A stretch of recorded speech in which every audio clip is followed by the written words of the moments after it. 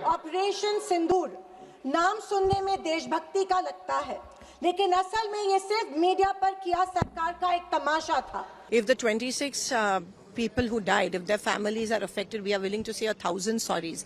कोई नहीं बता रहा है कि इस ऑपरेशन में हासिल क्या हुआ, कितने आतंकी पकड़े गए, हमारे कितने फाइटर जेट्स गिराए गए। We will never apologize to these trolls and these andhabhaks or the BJP. देश में सवाल पूछने पर ही पाबंदी है, क्योंकि ये सरकार सवाल सुनना ही नहीं चाहती है, बल्कि ये सरकार जवाबदेही से ही भागती है। The BJP has used Operation Sindoor for their own PR tactics, for their stunt and for their optics. Operation Sindoor नाम सुनने में देशभक्ति का लगता है, लेकिन असल में ये सिर्फ मीडिया पर किया सरकार का एक तमाशा था।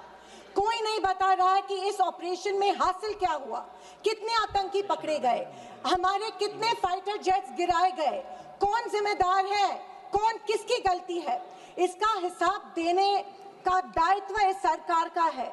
मगर देश में सवाल पूछने पर ही पाबंदी है, क्योंकि ये सरकार सवाल सुनना ही नहीं चाहती है, बल्कि ये सरकार जवाबदेही से ही भागती है। अध्यक्ष महोदय, आज की परिस्थितियों को देख मुझे रोम में बने कॉलिसियम की याद आती है। विश्व की सबसे अविस्मरणीय और पुरानी इमारतों में एक है।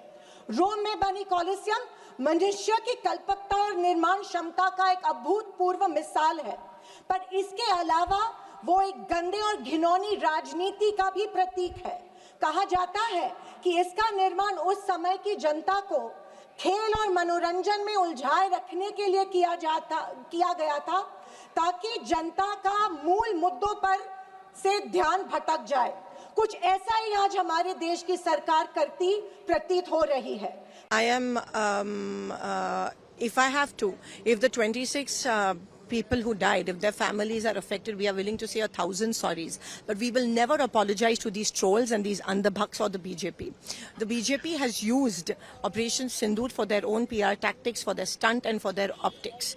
And this is the stand we maintain even till today. And they have made a mockery of this. People who have insulted soldiers and equated them to and said that koi vyapari unse zyada khatra mol leta hai.